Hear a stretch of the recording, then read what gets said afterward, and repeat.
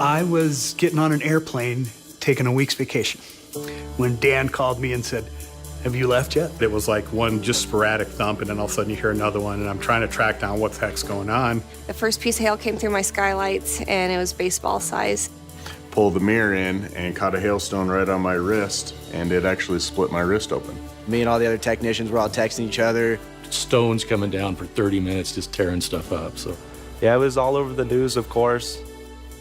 Then the next morning I got here and there were 400 parts on my buyout screen. Stacks and stacks of orders. I mean, I got there, we were getting everything opened up and the parking lot was already full of cars. Good 40 to 50 people walked through the door.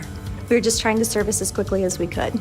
After the first several hours, the scope of how big this storm was started to sink in. From the city, we had, I think, over 50 police cars that were smashed. I gave the CSPD my personal number because you have to have cops out there. We ended up with about 63. 40 of those were undrivable just because the windshields were front and back.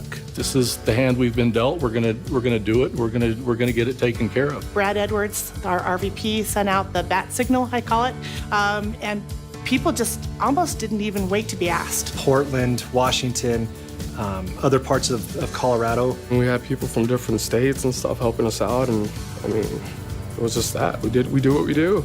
It was all one company, one team coming together to accomplish what we needed to at that time. It was a definition of Safelite spirit. It was, can-do attitude. There was no one ever said no. I asked for volunteers on a Sunday. Every one of them said, yeah, we'll come in. I spent most of the first 3 weeks delivering glass to technicians that were out, making sure that they were fed. When you came out here and you saw the district manager going through glass, loading up vans, that says a lot. I'm a firm believer that I set the stage, that my leaders set the stage every day. I'd come in and there was 5 coolers full of ice and Gatorade at 5:45 in the morning. We see this masseuse come in, they're carrying her bed in the back, and everybody stops. We're all looking around. We're like, that was definitely nice. It's nice to know that they're thinking about us while we're out there. They need to know that you have their back across the board, and you're asking them to work and go above and beyond. Make sure you're there supported. To me, it was the ultimate team build. We didn't have everybody in the same room, but we had everybody going for the same goal.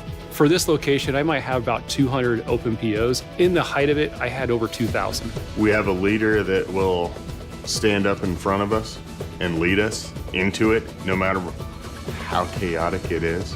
Jackie, JP, all the techs from out of state, all of our techs, all of our CAs that were working countless hours, and they knew their job role, and then along with the customer-driven aspect, we were able to accomplish our ultimate goal. The main thing was trying to get the community back on the road. I enjoy a challenge like that, I really do, because I don't like being complacent. I like being challenged. The can-do attitude. There was no complaining. Everybody was willing to step up and just do what was needed, and that is so refreshing, I think, in today's business world. You take another breath, you take another step, you just do what you're trained to do, and it seems like it's just another day. But then when you look back on it, you think, wow. We live our purpose. Safelite stepped up to the plate and really showed how they can help the community. It just wouldn't be good to be the other guy right now because, they had to tell people no because they didn't have the glass and they didn't have the people. We were serving 3 and 4 times as many people as we normally would any given day. And you can't do that without the supply chain and the logistics that are behind us at Safelite.